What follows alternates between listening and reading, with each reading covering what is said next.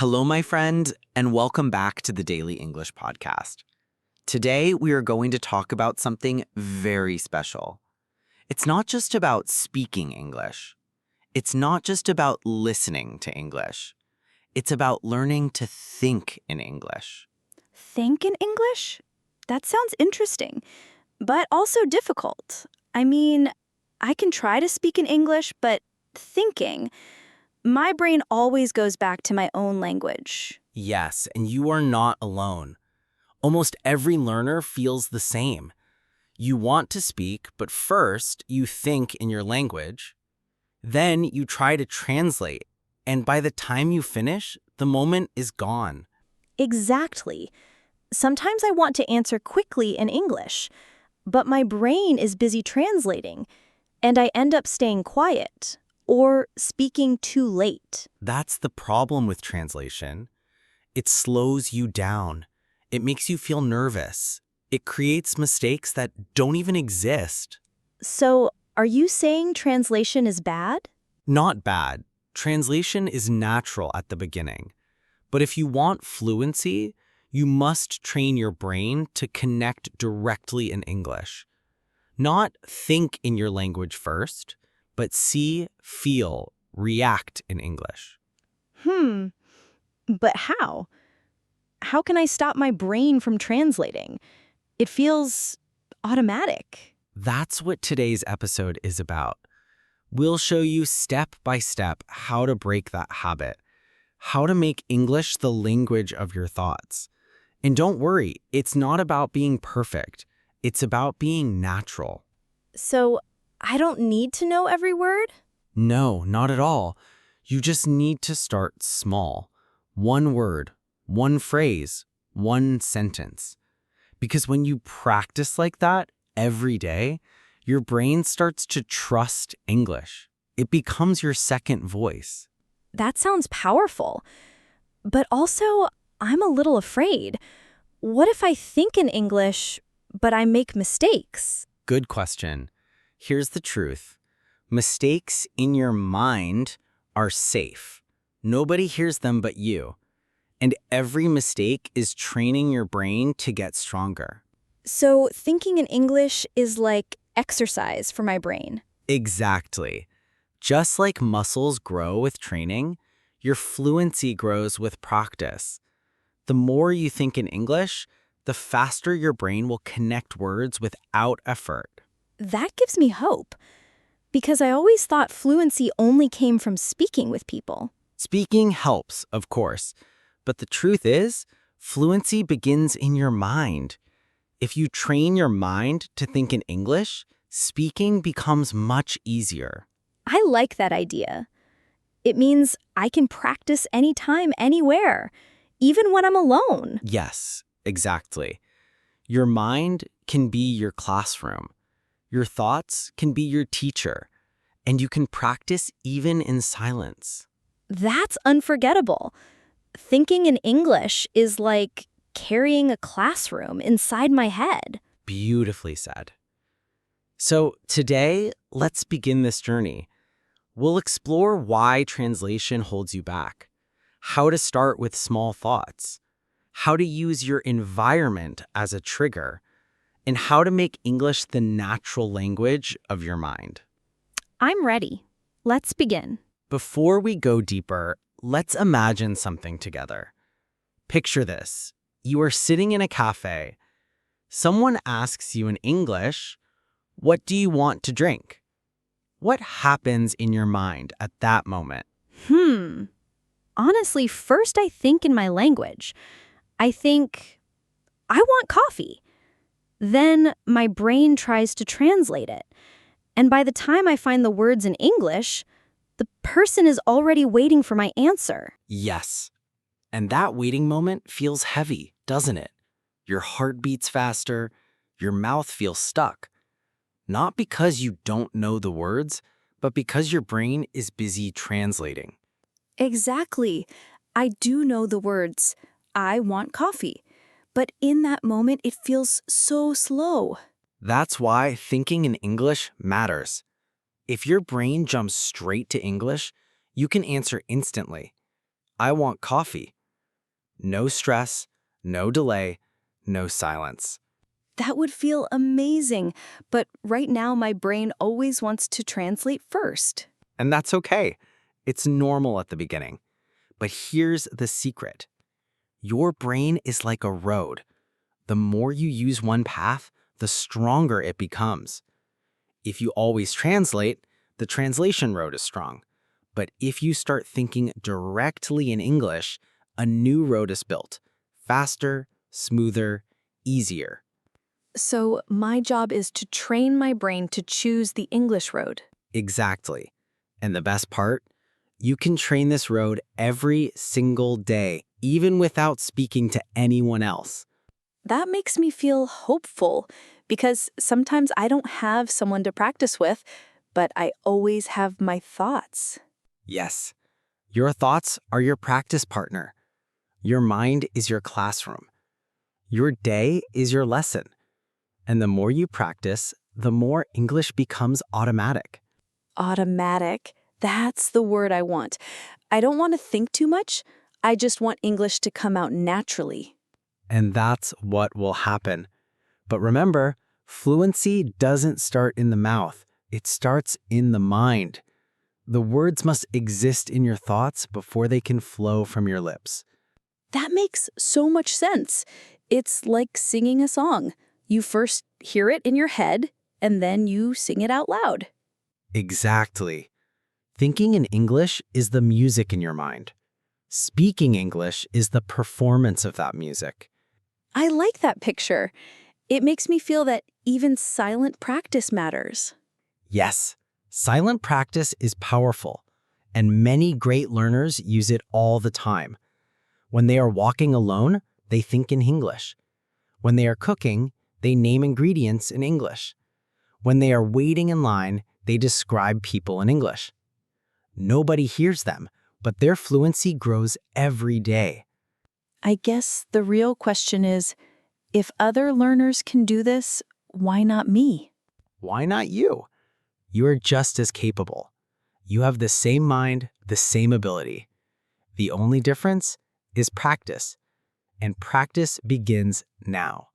So today is not just about learning, it's about beginning. Yes, today is the day you stop waiting, the day you stop hiding, the day you decide, I will think in English every day. That feels powerful already, like a door opening inside my mind. Exactly. And once that door opens, you will never close it again. Let's be honest. Most English learners translate. They think in their language first, then they try to find English words, and only then they speak. Yes, that's exactly me. If I want to say something simple, like, I like music, I first think in my language, then my brain works hard to find the English words. Sometimes it works, sometimes it doesn't. And how do you feel when it doesn't work? Frustrated, embarrassed, like my brain betrayed me. I know the words somewhere, but I can't find them in that moment. That's the trap of translation. It feels safe at first, but it keeps you stuck. So, translation is my problem? Not a problem, but a stage. It's normal when you begin, but if you stay there too long, it becomes a cage.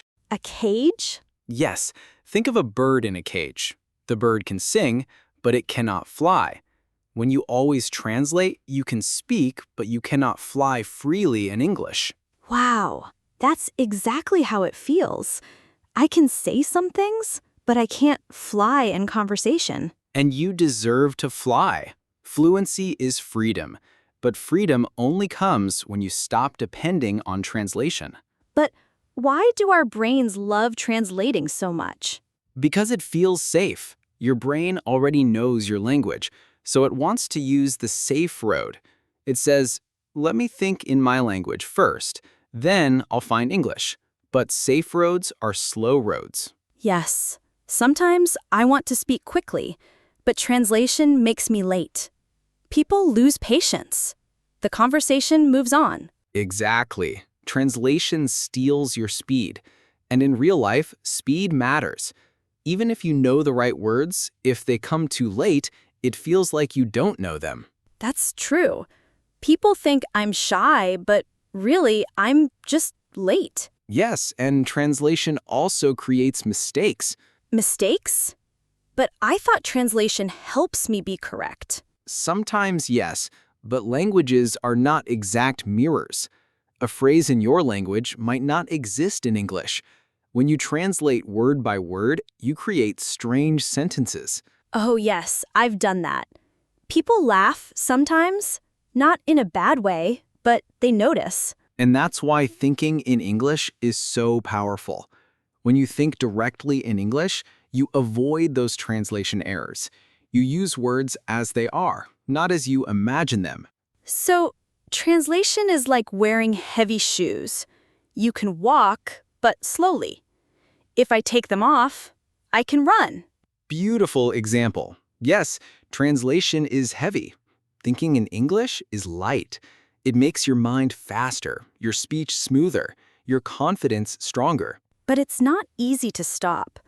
Sometimes I don't even notice I'm translating. That's true, but the first step is awareness. When you notice, you can change. Each time you catch yourself translating, try to pause. Then ask, how can I say this directly in English, even if it's simple? So, instead of translating a big sentence, I can say a smaller one, but in direct English? Exactly. Simple English is better than late English. Short sentences are better than silent pauses. Direct is always better than delayed. That feels possible. I don't need to be perfect. I just need to be direct. Yes, and the more you do it, the stronger your English road becomes. One day, you'll realize your brain has stopped translating. It just speaks. That's the fluency I want. And it's closer than you think. Now that we know why translation slows you down, let's talk about how to begin thinking directly in English. And the secret is start small. Start small? What do you mean? I mean micro thoughts, tiny, simple thoughts in English.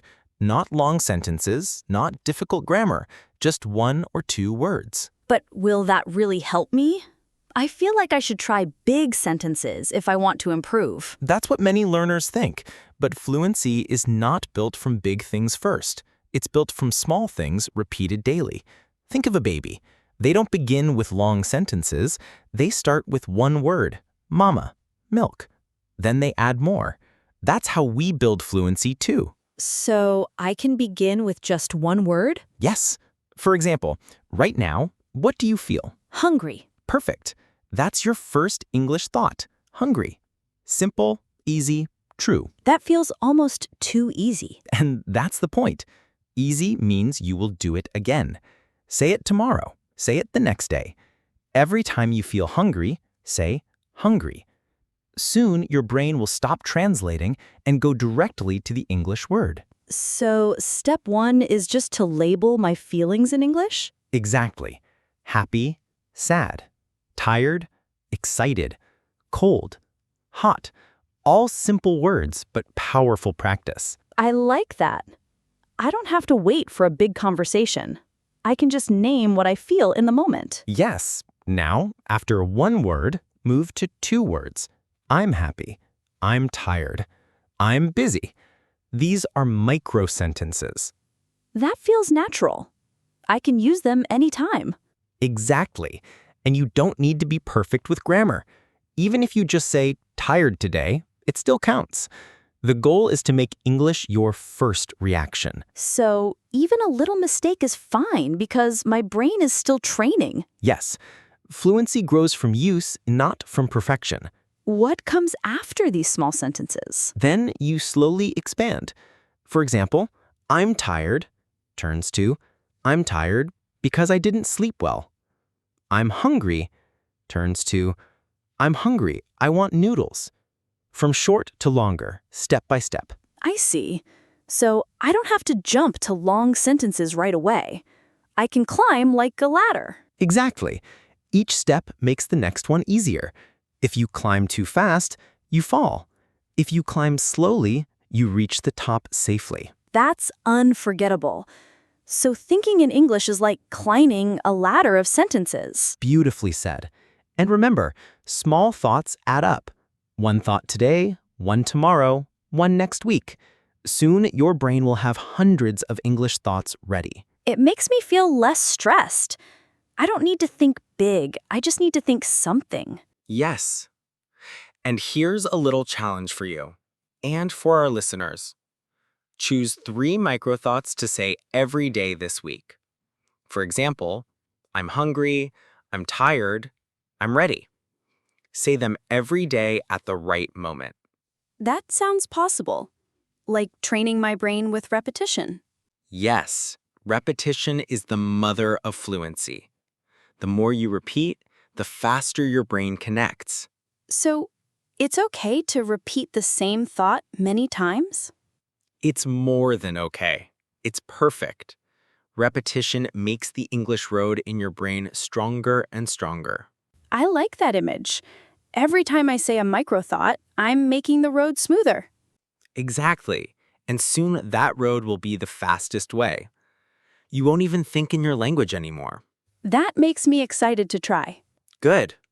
Because once you master microthoughts, you are ready for the next step, using your environment as triggers. Now let's talk about something important. Once you master microthoughts, the next step is to connect English to the world around you. Because your environment is full of teachers, if you pay attention. Teachers? But I don't see any teachers here. I just see my room, my chair, my phone, and my clothes. Exactly. And every one of those things can be a trigger for English. A trigger means something that reminds your brain to use English. When you see your chair, your brain says chair. When you pick up your phone, your brain says phone. That's how you begin thinking in English without translating. So I can use objects around me to start English thoughts. Yes. For example, look around your room right now. What do you see? I see a table. Good. Now describe it in English. The table is brown. The table is small. Perfect. That's it. It doesn't have to be complex. 2 small sentences are enough. Now look again. What else do you see? I see my bed. The bed is soft. The bed is big. Excellent. Now you're doing it. Object, English thought. No translation needed. That feels easy. But won't I run out of objects quickly? Not at all. Because objects are everywhere. Your room, your kitchen, the street, the bus, the cafe, the market. Everywhere you go, objects are waiting to be described. So, I can practice anytime I see something? Exactly. Let's do a quick role play. Imagine we are walking outside. I'll point and you describe. Okay, let's try. Look, there's a tree. The tree is tall. The tree has green leaves. Good. Now a car. The car is red. The car is moving fast. Excellent. And the sky? The sky is blue. The sky looks beautiful today. Perfect. See how simple this is? Yes, it feels like I can practice everywhere, just by looking and describing. Exactly. That's how you connect English directly to your environment. No translation, just instant reaction. But what if I don't know the English word for something I see? Good question. Here's what you can do. First, use simple words you already know. For example, if you don't know the word umbrella, you can say, that thing helps with the rain. Second, check the word later and add it to your list. But don't stop practicing just because one word is missing. That makes me feel free. I don't need every word. I just need to describe what I can. Exactly. Simple English is better than silence. And with time, your vocabulary will grow naturally. I can already see how this will change my day. In the morning, I can describe my toothbrush. On the bus, I can describe the people. In the market, I can describe the fruit. Yes, that's the power of triggers. Every place becomes a practice ground. Every object becomes your teacher. This is unforgettable. English is not only in books or lessons. It's in my room, in the street, in the world. Exactly. And when you train your brain this way, English stops being a subject. It becomes part of your life. So I can turn my world into a classroom? Yes! And the best part is, this classroom is always open. So far, we've used objects and the environment as English triggers. But there's something even closer to you than objects. Something more powerful. Closer than objects. What do you mean? Your feelings, your emotions, your reactions. They are always with you, every single day. Oh, I never thought of that. So I can also practice English by naming my feelings? Exactly. Feelings are natural, automatic, and honest. They don't wait for grammar. They just happen. And if you learn to label them in English, you can practice anywhere, anytime. That sounds interesting. Can you give me some examples? Of course. Let's start simple. When you laugh, say, "That's funny." When something bothers you, say, "That's annoying." When you enjoy something, say, "That's nice." When you feel upset, say, "I'm angry." Each reaction is a chance to practice.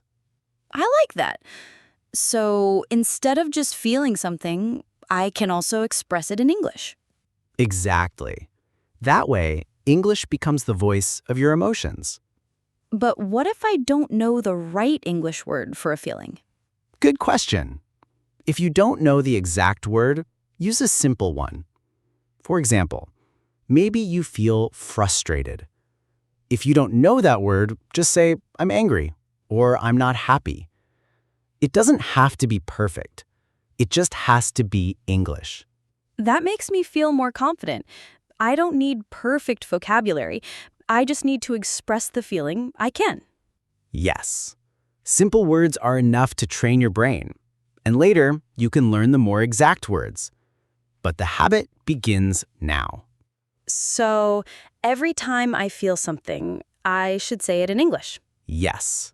Either out loud or silently in your head. That's the beauty of this method. You don't always have to speak. You can think it silently in English. Silent practice is still practice. That's amazing, because sometimes I'm in public and I don't want people to hear me talking to myself. Exactly. Silent English practice is invisible. Nobody knows, but your brain is learning. So I can practice even when I'm walking in the street, sitting on the bus, or waiting in line? Yes. In fact, those are the best times because your mind is free. Instead of just waiting, you can fill those moments with English thoughts. That makes me feel powerful, like I can turn boring moments into learning moments. Yes, that's exactly it. Waiting becomes practicing. Walking becomes practicing. Even daydreaming becomes practicing. This really changes how I see English. It's not only something I do in class, it's something I can do in my head all day long. Yes, and that's the secret. Fluency is not built in classrooms. It's built in everyday moments. Moments filled with thoughts, feelings, and reactions. I feel like I'm discovering a new world, a world where English is always with me. And that world is inside you. Your feelings are your teachers. Your reactions are your lessons. Your mind is your school. That's unforgettable. I will never look at my emotions the same way again. Good. Because every time you feel something, you now have a choice. Stay silent in your language or practice by thinking in English. And from now on, I choose English. Now, let's make things fun. You've learned how to use small thoughts, objects, and feelings, but how can we turn this into a game? A game. That sounds interesting, because sometimes I feel bored with practice. Exactly. That's why I call this part mini mind challenges. They're quick little exercises you can do anytime, anywhere, to train your brain to think in English. Many mind challenges. I like the sound of that. So, what's the first one? The first challenge is breakfast English. Every morning, describe your breakfast in English. Even if it's simple. Say, I'm eating bread. The coffee is hot. The eggs are delicious. That's easy. I usually eat rice in the morning. So I can say, I'm eating rice. The rice is soft. I like it. Perfect. It doesn't matter if it's simple. It matters that you connect English to your real life. Do this every morning, and soon, English becomes your habit. That feels possible. What's the next challenge? The second challenge is 3 things. At any moment of the day, look around and choose 3 things. Describe each one in English. Okay, let me try now. I see a pen. The pen is blue. I see a notebook. The notebook is open. I see a bottle. The bottle is full of water. Excellent. See? In less than 1 minute, you already practiced 3 sentences. And if you do this 5 times a day, that's 15 sentences already spoken in English. Wow, that adds up quickly. I never realized I could practice so much in such little time. Yes, and that's the magic of mini challenges. They fit into your day easily. What's another challenge? The third challenge is tomorrow talk. Before you go to bed, think in English about your plan for tomorrow. Say, tomorrow I will wake up early. I will go to work. I will cook dinner. Oh, I like that. It makes me feel prepared, and I'm practicing future tense at the same time. Exactly. You're practicing grammar naturally, without opening a grammar book. That feels powerful. Now, the fourth challenge is feeling check. Stop once in the middle of your day and ask yourself in English, how do I feel right now? Answer honestly. I feel tired. I feel excited. I feel hungry. That's useful because I feel different things every day, and I'll get practice with many emotions. Yes, it makes English personal, and personal English is unforgettable. Are there more challenges? Yes, here's another one. Mini dialogues. In your mind, imagine a short conversation. For example, one voice asks, "Excuse me, what time is it?" The other voice answers, "It's 3 o'clock." 2 lines only, but it's still practice. That's clever. I can practice real situations before they happen. Yes, and when the real moment comes, you'll already feel ready. I can see how these challenges make practice fun. They don't take much time, but they make me think in English directly. Exactly. That's the goal. Little by little, challenge by challenge, your brain learns to choose English first. I think I will start with the breakfast English and tomorrow talk challenges. They feel simple and useful. Good choice. And remember, consistency is more important than difficulty. It's better to do small challenges every day than to try something big once a week. That makes sense. Fluency grows with daily seeds, not rare events. Exactly. So, keep planting those seeds, and soon your English garden will grow. We've come a long way today. From learning about small thoughts to using objects, feelings, and mini challenges, you now know many ways to think in English every day. Yes, and honestly, I feel different already. Before I thought English practice meant textbooks, grammar rules, or waiting for a teacher. But now I see English is already around me, and more importantly, inside me. Exactly. That's the big shift. Fluency doesn't begin in the classroom. It begins in the mind. The moment you start thinking in English, your fluency journey truly begins. But let me ask you one thing. Sometimes I still feel afraid. What if my thoughts are wrong? What if my sentences are broken? Doesn't that make me weaker? No, not at all. In fact, that makes you stronger. Because mistakes in your mind are safe. They are training. Nobody hears them but you. And each time you try, you are teaching your brain. So even wrong English thoughts are better than silence? Yes, always better. Silence builds nothing. Practice builds fluency. Even imperfect practice. That makes me feel free. Like I don't need to be perfect. I just need to keep going. Exactly. And confidence is not the absence of mistakes. Confidence is the courage to keep speaking, to keep thinking, even with mistakes. That's unforgettable. Confidence is not perfection. Confidence is persistence. Beautifully said. And with that persistence, your English will grow naturally, day by day, thought by thought. So if I keep practicing micro thoughts, describing my environment, naming my feelings, and doing small challenges, one day I'll just realize I'm thinking in English without effort. Yes, that day will come sooner than you think, because the brain learns faster through daily repetition than through rare, heavy study. This makes me believe in myself more. Good, because believing in yourself is the first step. If you believe, you practice. If you practice, you grow. If you grow, you succeed.